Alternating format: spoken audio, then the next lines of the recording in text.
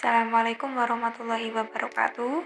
Perkenalkan, nama saya Ulul Afidatul Ainiyah dari Prodi Ekonomi Syariah semester 2B. Di sini saya akan mempresentasikan hasil tugas yang telah saya selesaikan. Di sini saya mengambil topik judul kemiskinan dalam perspektif Islam. Langsung saja, yang pertama yaitu definisi kemiskinan. Kemiskinan dalam Kamus Besar Bahasa Indonesia mempunyai persamaan arti dengan kata kefakiran. Di dalam Kamus Lisanul Arabi, pengertian kata miskin dibedakan dengan kata fakir. Dalam bahasa Arab, kata miskin berasal dari kata sakana yang terdiri atas 3 huruf, sin, kaf, dan nun, yang bermakna dasar diam atau tenang sebagai lawan dari berguncang dan bergerak. Berikut definisi kemiskinan menurut beberapa ahli. Yang pertama ada Yamin White, mengemukakan bahwa yang dimaksud dengan kemiskinan adalah perbedaan kriteria tingkat kesejahteraan masyarakat dari satu wilayah dengan wilayah yang lainnya. Yang kedua, Parsudi Suparlan mendefinisikan kemiskinan sebagai suatu standar tingkat hidup yang rendah, yaitu adanya suatu tingkat kekurangan materi pada sejumlah atau segolongan orang dibandingkan dengan standar kehidupan yang umum berlaku dalam masyarakat yang bersangkutan. Untuk yang selanjutnya yaitu kemiskinan dalam sudut pandang Islam. Kemiskinan menurut Islam disebabkan oleh beberapa faktor, di antaranya karena keterbatasan untuk berusaha, penindasan, cobaan Tuhan, dan pelanggaran terhadap hukum-hukum Tuhan. Namun, di negara kita sesungguhnya faktor-faktor di atas sudah mulai dibenahi, walaupun ada yang secara sungguh-sungguh maupun setengah-setengah.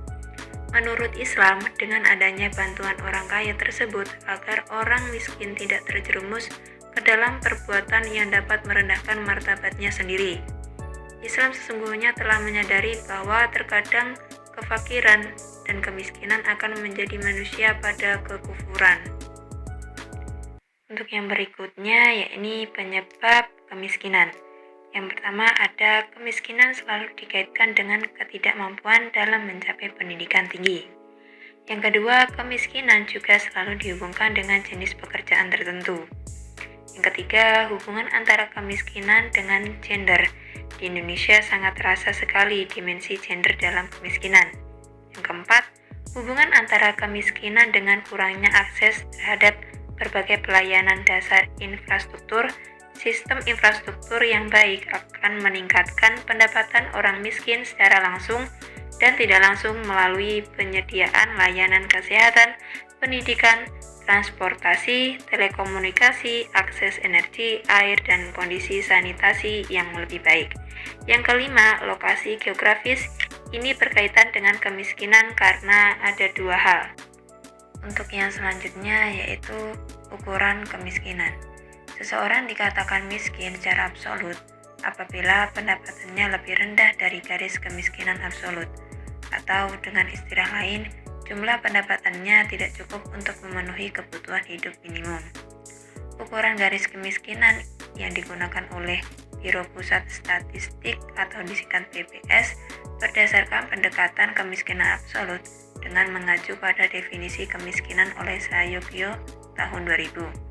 Diukur dengan menghitung jumlah penduduk yang memiliki pendapatan per kapita yang tidak mencukupi untuk mengkonsumsi barang dan jasa yang nilainya ekuivalen dengan 20 kg beras per kapita per bulan untuk daerah pedesaan dan 30 kg beras untuk daerah perkotaan. Standar kecukupan pangan dihitung secara 2100 kilokalori per kapita per hari ditambah dengan pengeluaran untuk kebutuhan non-makanan atau perumahan berbagai barang dan jasa pakaian. Untuk selanjutnya, yaitu solusi kemiskinan.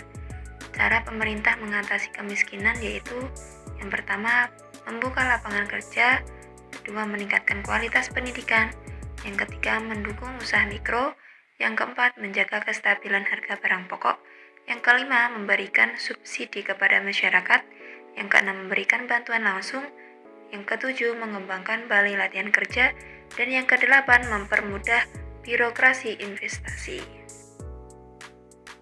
Untuk yang selanjutnya, yakni zakat dan kemiskinan. Secara etimologis, zakat berasal dari bahasa Arab yang merupakan kata dasar atau masdar yang berarti tumbuh, berkah, bersih, suci, dan baik. Sedangkan secara terminologis, banyak ulama maupun para ahli menafsirkannya dengan redaksi yang berbeda-beda. Karena zakat merupakan upaya untuk mengatasi kemiskinan, maka dana zakat tidak hanya digunakan untuk memenuhi kebutuhan yang sifatnya konsumtif. Karena para fakir dan miskin nantinya hanya menggantungkan harapannya kepada zakat. Dana zakat itu bisa untuk biaya pendidikan orang-orang miskin dan modal usaha. Ya, mungkin itu saja yang dapat saya sampaikan. Kurang dan lebihnya saya mohon maaf. Wassalamualaikum warahmatullahi wabarakatuh.